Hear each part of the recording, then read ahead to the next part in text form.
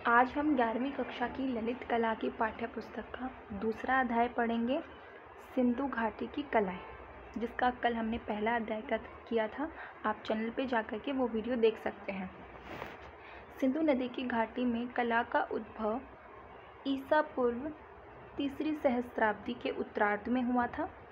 इस सभ्यता के यानी कि सिंधु घाटी की सभ्यता, जिसे हम हड़प्पा सभ्यता भी कहते हैं, कि विभिन्न स्थानों से कला के जो रूप प्राप्त हुए हैं उनमें प्रतिमाएं अर्थात मूर्तियां, मोहरे, मिट्टी के बर्तन, आभूषण, पकी हुई मिट्टी की मूर्तियां आदि शामिल हैं। उस समय के कलाकार में निश्चित रूप से उच्च कोटि की कलात्मक सूझबूझ और कल्पना शक्ति थी, अर्थात सोचने की शक्ति थी, क्योंकि जो उनके द्वारा बनाई गई मनुष्यों की और पशुओं की मूर्तियाँ हैं वो बहुत ही नेचुरल लगती हैं, स्वाभाविक लगती हैं। उनमें जो अंगों की बनावट है बिल्कुल असली अंगों के जैसी है। मृण मूर्तियों का अर्थ होता है मिट्टी की मूर्तियों में जानवरों की मूर्तियों का निर्माण बड़ी ही सूझबूझ और सावधानी के साथ किया गया है। सिंधु घाटी सभ्यता के दो प्रमुख स्थल हड़प्पा और मोहनजोदड़ो नामक दो नगर थे। ये जो हड़प्पा स्थल है, इसी के नाम पर इस सभ्यता का बाद में नामकरण हड़प्पा सभ्यता किया गया था, जिनमें से हड़प्पा उत्तर में और मोहनजोदड़ो दक्षिण में सिंधु नदी के तट पर बसे हुए थे। ये दोनों नगर जो हैं वो सुंदर नियोजन की कला के प्राचीनतम उदाहरण थे, यानी कि बहुत ही पुराने, और ये दोनों ही आज पाकिस्तान में स्थित हैं, वर्तमान पाकिस्तान में। इन नगरों में रहने के मकान, बाज़ार, भंडार घर, कार्यालय, सार्वजनिक स्नानागार आदि सभी अत्यंत व्यवस्थित तरीके से, प्लान तरीके से बनाए गए थे। इन नगरों में जल निकासी की व्यवस्था भी बहुत ही अच्छी थी। कुछ अन्य महत्वपूर्ण स्थल जो हमें कला वस्तुओं के नमूने मिले हैं जहाँ से, उनके नाम हैं लोथल, धौलावीरा जो कि गुजरात में है, राखीगढ़ी हरियाणा, रोपड़ पंजाब तथा कालीबंगा जो राजस्थान में है। अब बात करते हैं पत्थर की मूर्तियों की।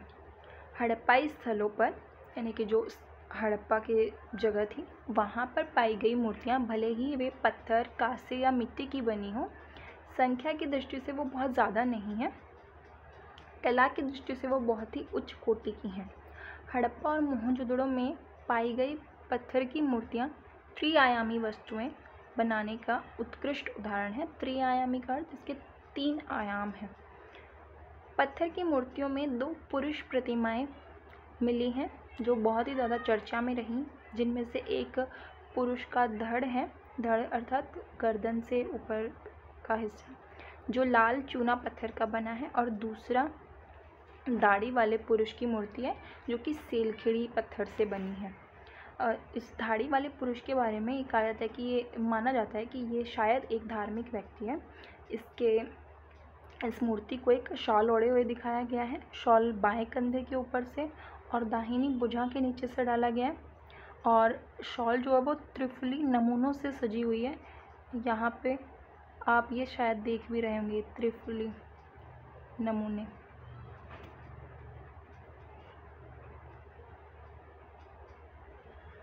ओके, आंखें कुछ लंबी और आधी बंद दिखाई गई हैं। यहाँ पे आप देख सकते हैं, देखिए यहाँ पे ये आधी बंद हैं और आधी खुली हुई हैं, जैसे कि वो ध्यान में बैठा हो। नाक जो है वो सुंदर बनी हुई है और होठ कुछ आगे निकले हुए हैं, जिनके बीच की रेखा गहरी है। दाढ़ी मूंछ और गुलमुछें चेहरे पर उभरी हुई दिखाई गई हैं। आप यहाँ पे देख सकते हैं ये दाढ़ी मूंछ वगैरह। कान सीप जैसे दिखाई देते हैं और इनके बीच में छेद हैं। बालों को बीच की मांग के द्वारा 2 हिस्सों में बांटा गया है और सिर के चारों ओर एक सादा बना हुआ फीता बंधा दिखाया गया है। दाहिनी भुजा पर एक बाजूबंद है और गर्दन के चारों ओर छोटे छोटे छेद बने, जिससे लगता है कि वह शायद हार पहने हुए हैं। अब बात करते हैं कांसे की ढलाई पर। आज भी देश के कई भागों में कांसे की ढलाई इस तकनीक से इस प्रकार के कार्य करने की परंपरा चली आ रही है। वो कौन सी तकनीक है, इसके बारे में हम अभी बात करेंगे। हड़प्पा के लोग जो थे वो कांसे की ढलाई बड़े पैमाने पर करते थे और इस काम में प्रवीण थे। प्रवीण का मतलब होता है निपुण थे, एक्सपर्ट थे। इनकी कांस्य मूर्तियाँ जो है वो कांसे को ढालकर बनाई जाती थी। इस तकनीक के अंतर्गत सर्वप्रथम मोम की एक प्रतिमा या मूर्ति बनाई जाती थी। इसे चिकनी मिट्टी से पूरी तरह लीप कर सूखने के लिए छोड़ दिया जाता था और जब वो पूरी तरह सूख जाती थी तो उसे फिर से गर्म किया जाता था और उसके मिट्टी के आवरण मतलब होता है कवर, मिट्टी के आवरण में एक छोटा सा छेद बनाकर उस छेद के रास्ते सारा पिघला हुआ मोम बाहर निकाल दिया जाता था। इसके बाद चिकनी मिट्टी के खाली साँचे में उसी छेद के रास्ते पिघली हुई धातु भर दी जाती थी। जब वह धातु ठंडी होकर ठोस हो जाती थी तो जो मिट्टी है उसके कवर को वहाँ से हटा देते थे। कांस्य में मनुष्यों और जानवरों दोनों की ही मूर्तियाँ बनाई गई हैं। मानव मूर्तियों का सर्वोत्तम नमूना है एक लड़की की मूर्ति, जिसे नर्तकी के रूप में जाना जाता है। आपने सुना भी होगा, मोहनजोदड़ो से एक कांस्य की नर्तकी की मूर्ति पाई गई थी। कांसे की बनी हुई जानवरों की मूर्तियों में भैंस और बकरी की मूर्तियाँ विशेष रूप से उल्लेखनीय हैं। भैंस का सिर और कमर ऊंची उठी हुई है तथा सींग फैले हुए हैं। सिंधु सभ्यता के सभी केंद्रों में अर्थात हड़प्पा सभ्यता के सभी केंद्रों में कांसे की ढलाई का काम जो है वो बहुतायत में होता था, यानी बहुत ज़्यादा होता था। लोथल में पाया गया तांबे का कुत्ता और पक्षी तथा कालीबंगा में पाई गई सांड की कांस्य मूर्ति की हड़प्पा और मोहनजोदड़ो में पाई गई तांबे और कांसे की मानव मूर्तियों से किसी प्रकार भी कमतर नहीं कहा जा सकता, यानी कि दोनों ही जितनी भी वो थी मूर्तियाँ वो सभी ही बहुत ही अच्छी थी, किसी को भी कम नहीं समझा जा सकता। और आप यहाँ पर एक मिट्टी से बनी हुई आकृति देख सकते हैं। आप ये देख सकते हैं कि इतने प्राचीन समय में भी ये कितने सुंदर ढंग से बनाई गई है। अब नेक्स्ट हम बात करते हैं मृण मूर्तियाँ, टेराकोटा। मृण मूर्तियाँ अर्थात मिट्टी की मूर्तियाँ। सिंधु घाटी के लोग मिट्टी की मूर्तियाँ भी बनाते थे, लेकिन वे पत्थर और कांसे की मूर्तियाँ जितनी बढ़िया नहीं होती थे। सिंधु घाटी की मूर्तियों में जो है मातृ देवी की मूर्तियाँ अधिक ज़्यादा हैं। कालीबंगा और लोथल में पाई गई नारी मूर्तियाँ हड़प्पा और मोहनजोदड़ो में पाई गई मातृ देवी की मूर्तियों से बहुत ही ज़्यादा अलग हैं। मिट्टी की मूर्तियों में कुछ दाढ़ी मूंछ वाले ऐसे पुरुषों की भी छोटी छोटी मूर्तियाँ पाई गई हैं, जिनके बाल गुथे हुए कुंडलित हैं, जिसको हम घुंघराले बाल कहते हैं, जो एकदम सीधे खड़े हुए हैं, टांगें थोड़ी चौड़ी हैं और भुजाएं शरीर के समानांतर नीचे की ओर लटकी हुई हैं। ठीक ऐसी ही मुद्रा में मूर्तियाँ बार बार पाई गई हैं, जिससे यह माना जाता है कि ये शायद किसी देवता की मूर्तियाँ हों। एक सींग वाले देवता का मिट्टी का बना मुखौटा भी मिला है। इसके अलावा मिट्टी की बनी पहिएदार गाड़ियाँ, छकड़े, सीटियाँ, पशु पक्षियों की आकृति, खेलने के पास से गिट्टियाँ, चक्रिका आदि भी मिली है। ये आप नीचे देख सकते हैं टेराकोटा के खिलौने, यानी मिट्टी की जो मूर्तियाँ बनी हैं उनके खिलौने। अब बात करते हैं मुद्राओं की, यानी मोहरों की। पुरातत्वविदों को हज़ारों की संख्या में मोहरें मिली हैं, जो आमतौर पर सेलखड़ी और कभी कभी गोमेद, चकमक पत्थर, तांबा, कांस्य और मिट्टी से बनाई गई थी।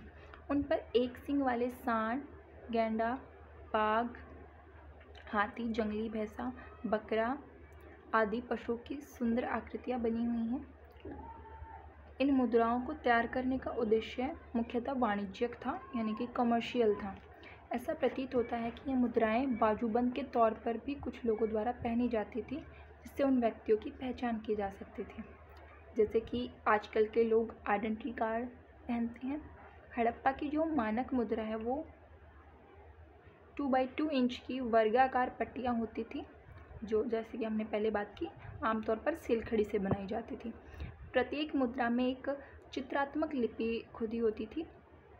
उस टाइम पे, क्योंकि किसी को जो आज हम लिपि पढ़ते हैं जैसे कि ये हिंदी की देवनागरी लिपि वगैरह, पहले वो लिपि नहीं जानते थे, इसलिए जो उन्हें अपने भाव व्यक्त करने होते थे वो चित्रों के द्वारा ही करते थे, इसलिए जो उनकी लिपि है वो भी चित्रात्मक लिपि है और इसको हम आज तक नहीं पढ़ पाए। कुछ मुद्राएं जो है वो हाथी दांत की भी पाई गई हैं। मुद्राओं के डिज़ाइन जो है वो अलग अलग तरह के होते थे, लेकिन ज़्यादातर में जो है कोई जानवर जैसे कि कुबड़दार या बिना कुबड़ वाला सांड, हाथी, बाघ, बकरे और दैत्याकार जानवर। दैत्याकार का मतलब होता है बहुत ही बड़े आकार का। दैत्य का वैसे तो मतलब होता है राक्षस या दानव, लेकिन यहाँ दैत्याकार जानवर का अर्थ होगा कि बहुत ही बड़े आकार का कोई जानवर उससे बने होते थे। उनमें कहीं कहीं पेड़ों और मानवों की, मनुष्यों की आकृतियाँ भी बनी पाई गई हैं। इनमें सबसे अधिक उल्लेखनीय एक ऐसी मुद्रा है जिसके केंद्र में एक मानव आकृति और उसके चारों ओर कई जानवर बने हुए हैं। इस मुद्रा को कुछ विद्वानों द्वारा पशुपति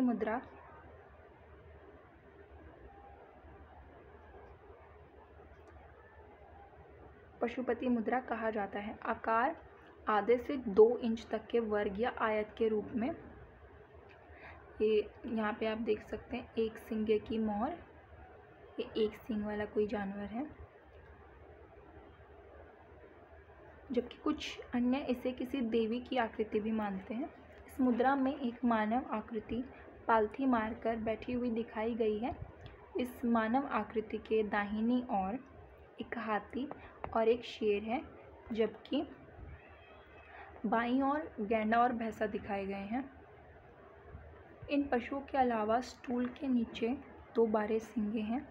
इस तरह की मुद्राएं 2500 से 1900 ईसा पूर्व की हैं और ये सिंधु घाटी के प्राचीन नगर मोहनजोदड़ो जैसे अनेक पुरास्थलों पर बड़ी संख्या में पाई गई हैं।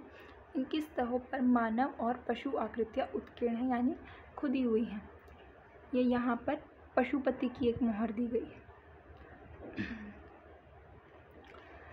इन मुद्राओं के अलावा तांबे की वर्गाकार या आयताकार पट्टियाँ पाई गई हैं, जिनमें एक और मानव की आकृति और दूसरी ओर कोई अभिलेख अथवा दोनों ओर ही कोई अभिलेख है। इन पट्टियों पर आकृतियाँ और अभिलेख किसी नोकदार औजार से काट करके अंकित किया गया है। ऐसा प्रतीत होता है कि ये ताम्र पट्टियाँ यानी तांबे की जो पट्टियाँ वो बाजूबंद की तरह भुजा पर भी बांधी जाती थी। मुद्राओं पर अंकित अभिलेख हर मामले में अलग अलग किस्म के होते थे, मगर इन ताम्र पट्टियों पर अंकित अभिलेख उन पशुओं से ही संबद्ध थे जो उन पर चित्रित किए गए थे। अब बात करते हैं मृदभांड। मृदभांड का अर्थ होता है मिट्टी के बर्तन।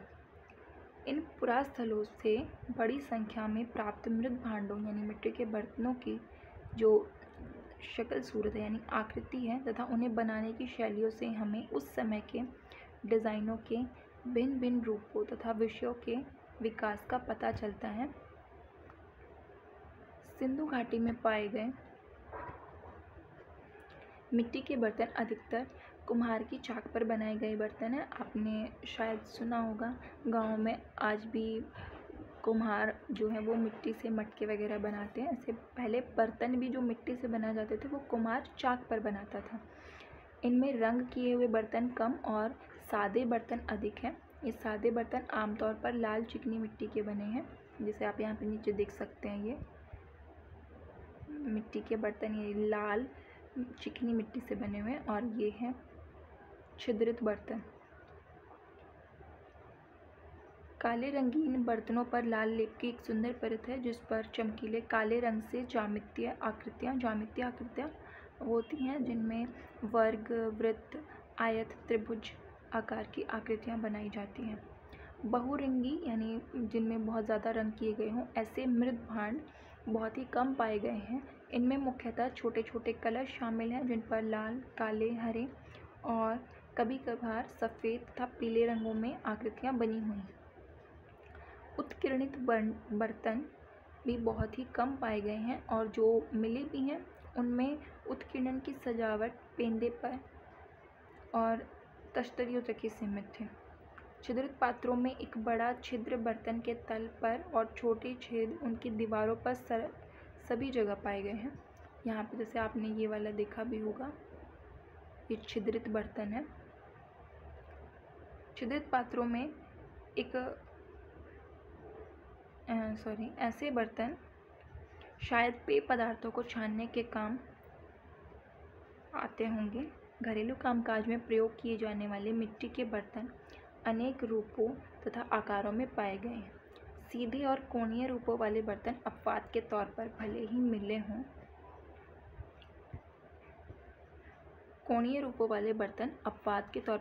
मिले हों, पर लगभग सभी बर्तनों में सुंदर मोड़ पाए गए। अब हम बात करते हैं आभूषणों की। हड़प्पा सभ्यता के जो पुरुष और स्त्रियां हैं अपने आप को तरह तरह के आभूषणों से सजाते थे, जैसे कि आज के समय में भी पुरुष और स्त्रियां अपने आप को आभूषणों से सुसज्जित करते हैं। ये गहने बहुमूल्य धातुओं और रत्नों से लेकर हड्डी और पकी हुई मिट्टी तक के बने होते थे। गले के हार, फीते, बाजूबंद और अंगूठियाँ आमतौर पर पुरुष और स्त्रियां दोनों के द्वारा समान रूप से पहनी जाती थी, पर जो करधनियाँ, बूंदे, कर्णफूल यानी जो कानों में पहना जाता है, और पैरों के कड़े या पैजनियाँ पायल को कहते हैं, स्त्रियां ही पहना करती थी। मोहनजोदड़ो और लोथल से ढेरों गहने मिले हैं, जिनमें सोने और मूल्यवान नगों के हार, तांबे के कड़े और मनके, सोने के कुंडल, बूंदे, झुमके और शीर्ष आभूषण, लटकने तथा बटने और सेलखड़ी के मनके तथा बहुमूल्य रत्न शामिल हैं। सभी आभूषणों को सुंदर ढंग से बनाया गया है। और यहाँ पे ध्यान देने वाली बात ये है कि हरियाणा के फरमाना जो पूरा स्थल है पर एक कब्रिस्तान पाया गया है, जहाँ पे जो शव हैं उनको गहनों के साथ दफनाया गया है। चनहुदड़ो और लोथल में पाई गई कार्यशालाओं से पता चलता है कि मनके बनाने का उद्योग काफ़ी अधिक विकसित था उस समय में। मनके जो हैं वो कार्नेलियन, जमुनिया, सूर्यकांत, स्फटिक,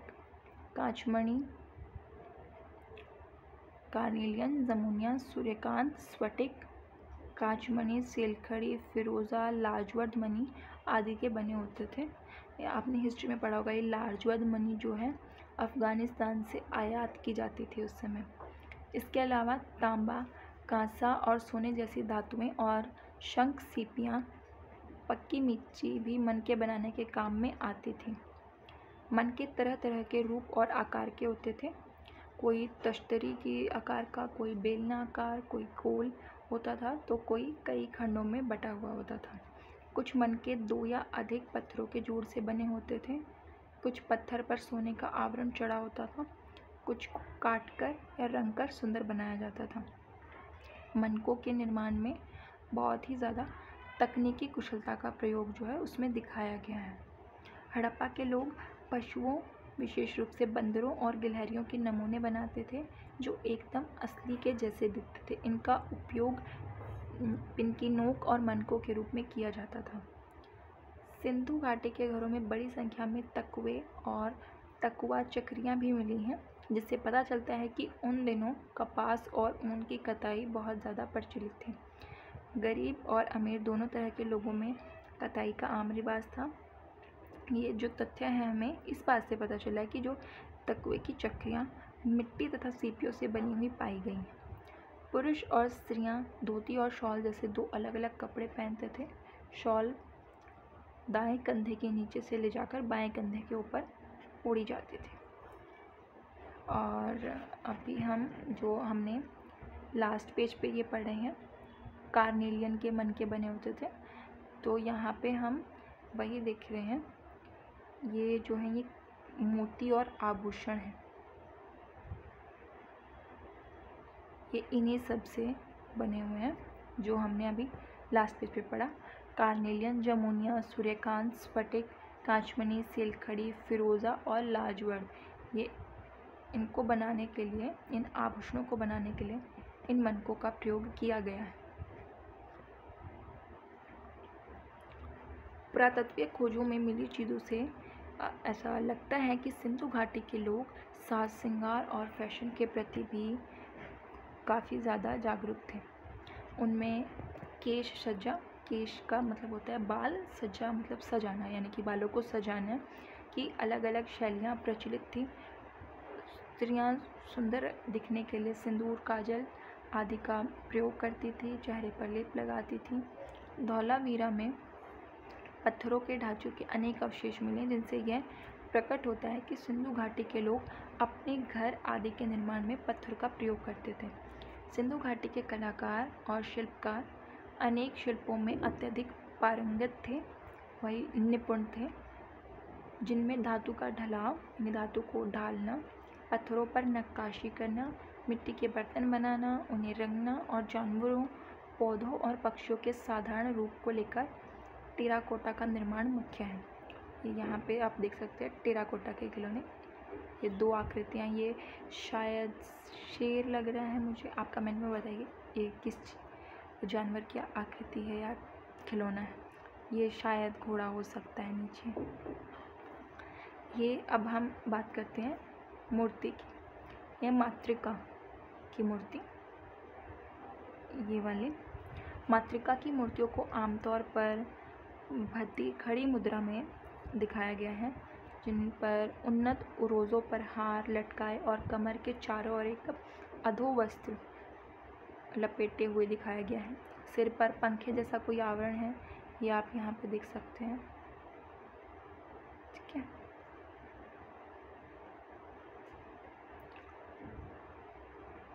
और दोनों तरफ प्याले नुमा उभार सिंधु घाटी की मातृ देवी की प्रतिमाओं की एक अलंकारिक विशेषता है। अलंकार का अर्थ है एक तरह से वो सजी हुई। इन आकृतियों की गोल गोल आँखें और चोंच जैसी नाकें बहुत बड़ी दिखाई देती हैं और उनका मुंह ऐसा लगता है कि चीर कर बनाया गया। ये यहाँ पे आप देख सकते हैं।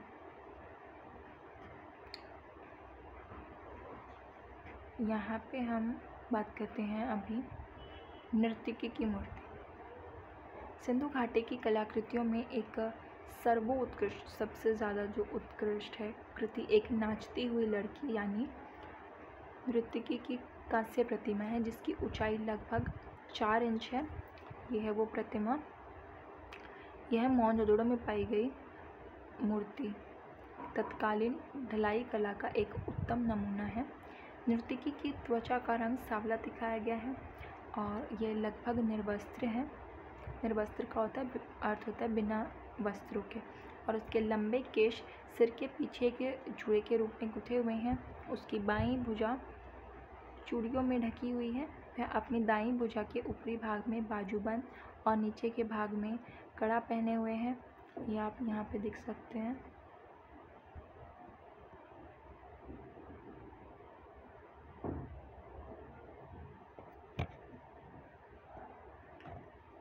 कौड़ियों से बना एक हार उसके गले की शोभा बढ़ा रहा है।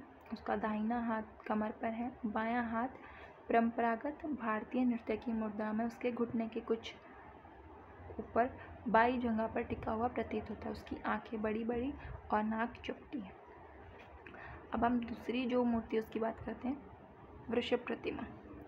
मोहनजोदड़ो में पाई गई ये कांस्य प्रतिमा विशेष रूप से उल्लेखनीय, क्योंकि इसमें एक भारी भरकम वृषभ को आक्रामक मुद्रा में बखूबी प्रस्तुत किया गया है। वृषभ गुस्से में अपना सिर जो है वो दाईं ओर घुमाए हुए है और उसके गले में एक रस्सा बंधा हुआ है। यह है वो मोहनजोदड़ो में पाई है जो वृषभ की प्रतिमा।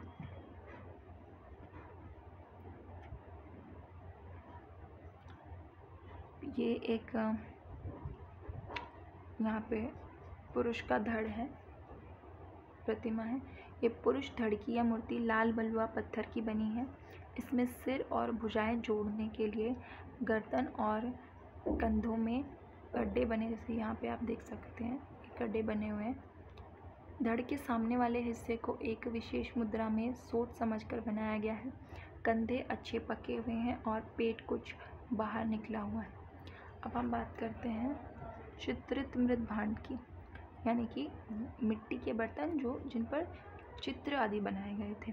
मोहनजोदड़ो में पाया गया यह पात्र कुम्हार की चाक पर चिकनी मिट्टी से बना हुआ है। कुम्हार ने अपनी कुशल अंगुलियों की सहायता से उसे एक आकर्षक रूप दिया है। आग में पकाने के बाद इस मिट्टी के पात्र को काले रंग से रंगा गया था। इस पर बने हुए चित्र वनस्पतियों और ज्यामितीय आकृतियों के हैं। वस्तुतः चित्र साधारण है, लेकिन इनमें अमूर्तीकरण की प्रवृत्ति दिखाई देती है। आई होप आपको ये क्लास अच्छी लगी होगी और जो भी इस वीडियो में जानकारी दी गई है वो आपको समझ में आई होगी। क्लास को एंड तक देखने के लिए धन्यवाद।